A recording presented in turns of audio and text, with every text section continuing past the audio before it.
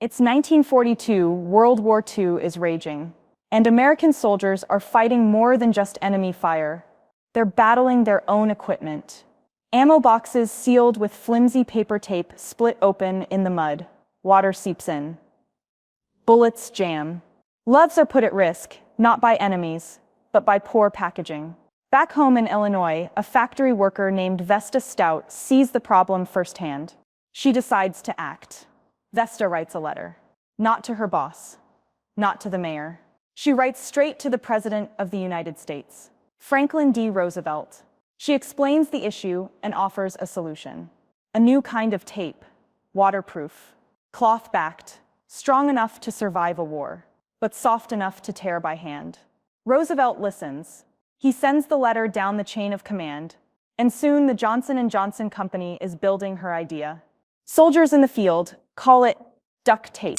Like water off a duck's back, it seals ammo boxes. It fixes tents. It holds the war effort together.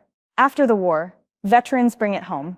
They use it to patch up homes, cars, hoses, you name it. Manufacturers change the color to gray so it blends in with heating ducts, and a new name sticks: duct tape.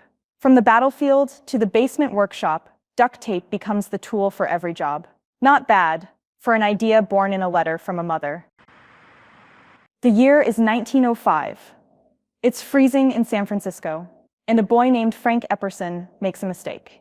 He's 11, bored, mixes powdered soda and water, stirs it with a stick, leaves it outside overnight. Temperatures drop.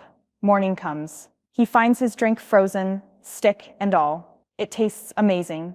Cold, sweet, accidental. He names it an Popsicle. Kids love it, but he doesn't do much until he grows up. In 1923, he patents it. His children rename it Popsicle. That name sticks. It sells everywhere. Street carts, boardwalks, ice cream trucks.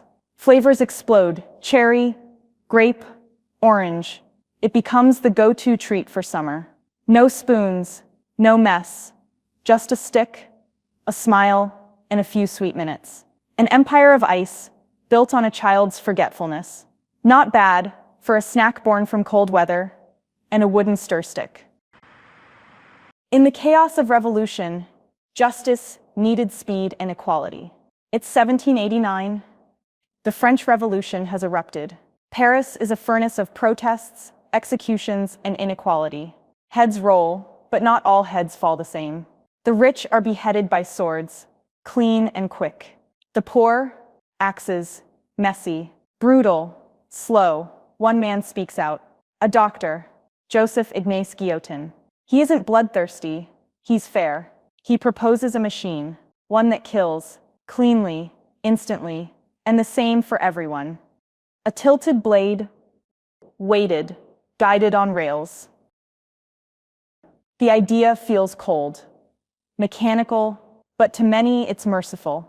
Swift, efficient, equal, the device is built. It slices through the revolution like thunder. Crowds gather. Heads fall. History watches. They name it after Guillotine, even though he never built it, never used it, never loved it, but the name sticks.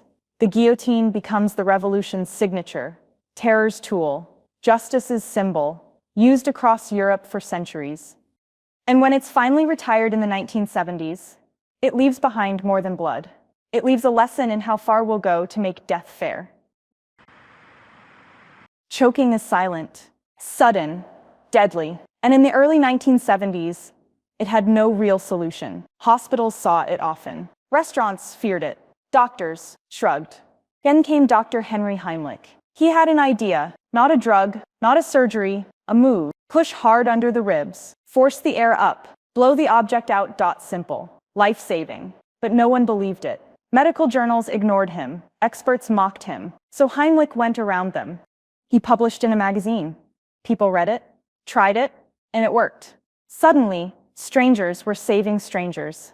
In diners, airplanes, school cafeterias, survivors sent letters. Someone used your maneuver. I'm alive. Hospitals took notice. Then doctors. Then textbooks. Now it's standard. Still debated, but taught everywhere. And thousands, maybe millions, owe their lives to a move they once called unscientific. Before comfort, there was structure. And before the bra, there was the corset. For centuries, women were laced tight, bone, metal, pressure. It shaped bodies, but crushed lungs. Movement, painful. Breathing, optional. Then came 1914. A teenager named Mary Phelps Jacob had a problem. Her corset poked through her sheer evening gown. Ugly, uncomfortable, unacceptable. So she did something radical. She took 2 silk handkerchiefs, a pink ribbon, and sewed them into shape. No wires, no squeezing, just support and freedom. It worked. It felt right. Friends asked for copies. Mary patented her design, calling it the backless brassiere, and women began to breathe again. She sold the patent to Warner Brothers Corset Company. They made millions. The corset faded. The bra rose. Over time, it evolved. Cups, straps, underwire. It became fashion, function, identity, from flappers to athletes, to icons. Today, it's everywhere, but it started with one girl, a party dress, and 2 handkerchiefs. Quick questions for each invention. Answers right after. What war inspired the invention of duct tape? World War I or World War II? The answer is World War II. And what was its original name? Duct tape or duct tape? It was called duct tape because it repelled water like a duck's back. True or false? The guillotine was invented in Germany. False. It was developed and popularized in France. What was its purpose? Punishment or mercy? It was meant to be quick and painless. What organ does the Heimlich act on? Lungs or stomach? The answer is the lungs. It clears a blocked airway. Was it first tested on humans or animals? On animals, specifically dogs, in early tests. Was the popsicle invented by a kid or a company?